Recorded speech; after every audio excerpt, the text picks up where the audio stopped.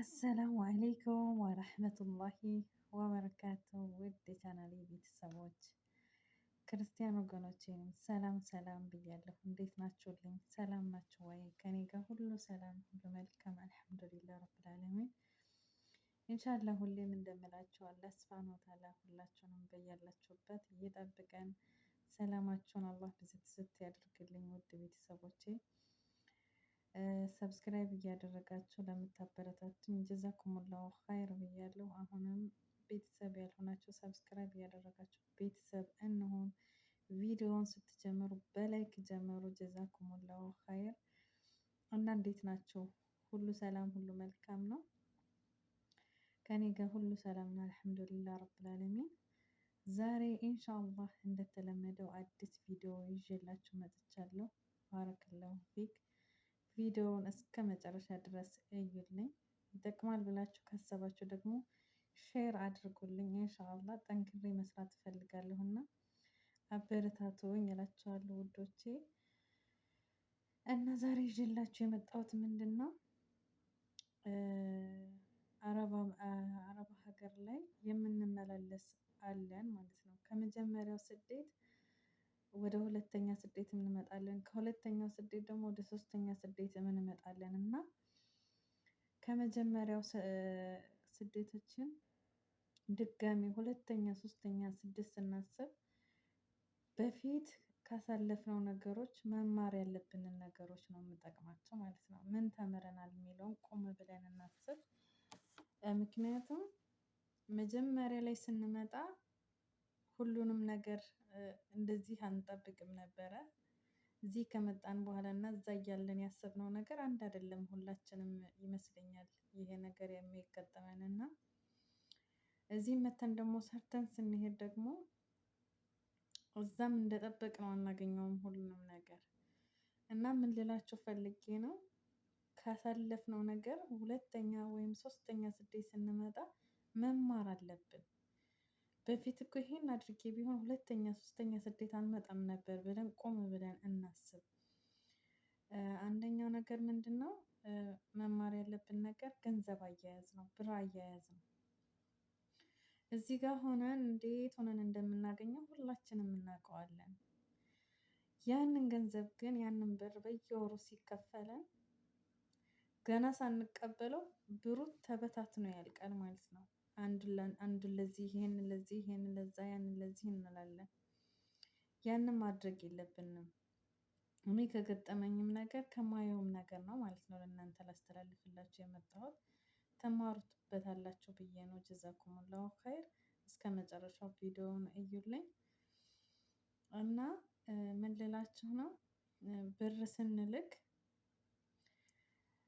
እንትና እኮ ሞተ ወይ ይሄን ያክል ሺህ ብር ስጡልኝ፣ እንትና እኮ አገባ ይሄን ያክል ሺህ ብር ለሱ ስጡልኝ፣ ወይም አካውንት ላክልኝ ልላክልክ። ግን እዛ ከገባን በኋላ ግን ያ የረዳነው ሰውዬ አትስጡ እያልኩ አይደለም፣ መስጠት ጥሩ ነው። ስንሰጥ ነው አላህም ለእኛ የሚሰጠን፣ አላህም የሚያዝንልን እኛም ስንተዛዘነው። ነገር ግን ኦቨር የሆነ መተዛዘን አለው፣ ኦቨር የሆነ መስጠት። እዚህ እያለን መጀመሪያ ላይ የሰጠናቸው ሰዎች በሙሉ እኛን ጠይቀውናል። እዛ አገር ከገባን በኋላ ከገባሽ በኋላ እንዴት ነው ኑሮ እንዴት ነው አሁን ላይ መኖር ያለብሽ? ምን ልርዳሽ? ምን ላግዝሽ ብሏችሁ ያውቃል? አያውቅም። እርግጠኛ ነኝ አያውቅም። ግን እዚህ በነበራችሁ ሰዓት ብር ስትሰጡት ነበረ፣ ያንን ሰው ማለት ነው። ወንድም ሊሆን ይችላል፣ እህት ልትሆን ትችላል፣ የአጎት አክስት ወላኪ።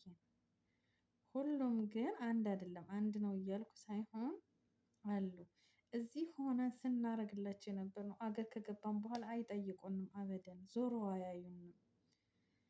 እና ያንን ተምረን ሁለተኛ ለማን ብር መላክ እንዳለብን፣ ብራችንን እንዴት ሴቭ አድርገን መግባት እንዳለብን፣ ቀጣይ ገብተን ደግሞ ሀገራችንን ይሄን መስራት አለብን ብለን አቅደን መጓዝ አለብን። ሲቀጥል ደግሞ እዚህ ከመጣን በኋላ ሀገር ተመልሼ ስገባ ይሄንን እሰራለሁ ብለን እቅድ ማውጣት አለብን፣ የምንሰራውን ስራ ማለት ነው። እና ለዛ ለምሰራው ስራ ወይ ሻይ ቤት እከፍታለሁ ብዬ ሊሆን ይችላል፣ ወይ ሱቅ እከፍታለሁ ብዬ ሊሆን ይችላል።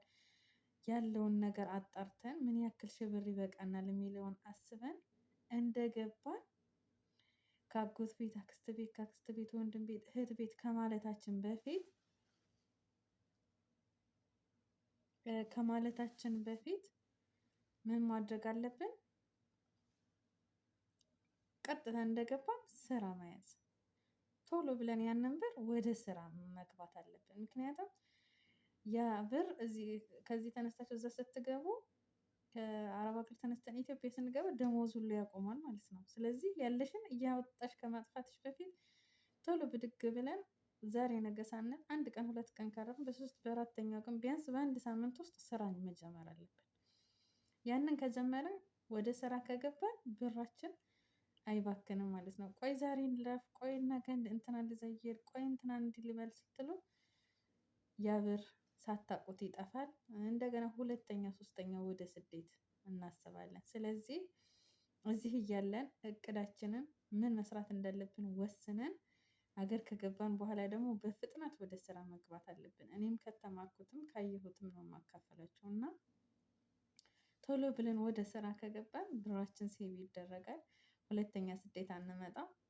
አላህ ብሎን አላህ አግዞን ደግሞ በዛ በጀመርነው ስራ ጠንክረን የምንሰራ ያደርገን ይሆናል እላችኋለሁኝ። እና ሶስተኛው ደግሞ ልላችሁ የፈለኩት በብር ዙሪያ ማለት ነው። ብር ስንሐውል ብር ስንልክ በማን ነው መላክ ያለብን የሚለውንም ማሰብ አለባችሁ። እንደኔ የራሳችሁን አካውንት ከፍታችሁ ብትመጡ ጥሩ ነው። ወደ ራሳችሁ ይገባል፣ ይጠራቀምላችኋል። ግን ደግሞ ታማኝ ሰው ካላችሁ ደግሞ እናትም ሊሆን ይችላል አባትም ካላችሁ በዛ ሰው አድርጋችሁ የሆነ ቦታ ፈልገው ቢገዙላችሁ እናንተ እዚህ እያላችሁ ትጠነክራላችሁ፣ ቤታችሁን ትሰራላችሁ። ግን የምታምኑት መኖር አለበት። ታማኝ እኔን አይጎዳኝም ብለን የምንለው በእርግጥ እኔን አይጎዳኝም ብለን ያሰብነው ሰው ብዙዎቻችን እየተሸወድን ነው። ብዙዎቻችን ብር እያጠፉብን ተመልሰን እየመጣን ነው። እያለቀስን ነው። ሁለተኛ ሶስተኛም ራሱ የምንዳረገው ላመንነው ሰው እከሌን እናምነዋለን ብለን ሰጥተን ነው። ግን ያንን የምላቸው በሰው አካውንታችን ብራችን